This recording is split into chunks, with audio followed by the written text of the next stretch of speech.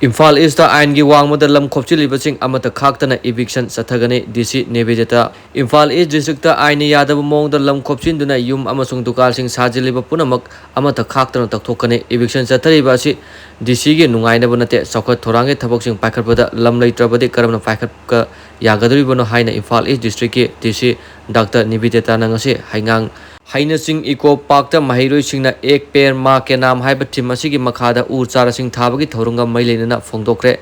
District Administration Imphal East Department of Education SK Samgra Siksha Manipur Amasong Central Forest Department Makada ZEO Zone 2 na Sinduna Ngasi Pangtokiba Urchara Tabagi Torum Aduga Mailina DC Nivedita Namakata na Haikibada Turel Kunung da Yung Kai Amasung Atay infrastructure Kaya Sajilamasing Hojik Topagi Tabak Yamakan Satari Iram Konglam Lambigi Nakal Amasung Lake Chingmada Lam Khopchinlibasing Sajilamasing Amata Khaktana Taktokigani Nong Tabadi Isau Topa Matamda Lingak Tainaba Amasung Ising Isau Toktanabagi Damukta High Bokotang Asik Lokotpani Eviction Chathariba Simakilana Interestanate Development Project Amasung Skim Sing Pakarpada Lam Laitrabadi Karamna Fakar Kadoribano Development Fakar Pahibasida Lam Matoktai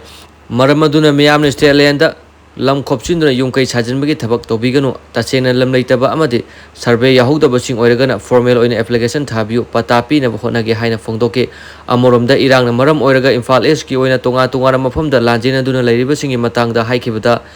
Eco Yaudana Ate internally displaced person singing Oina de Lakadriba December Fawi Monunda Makoi Hanagi Mayum Amasung Kulsingda Hanjil Halagani Masida Miam Sumafung Fabo Cooperation PBO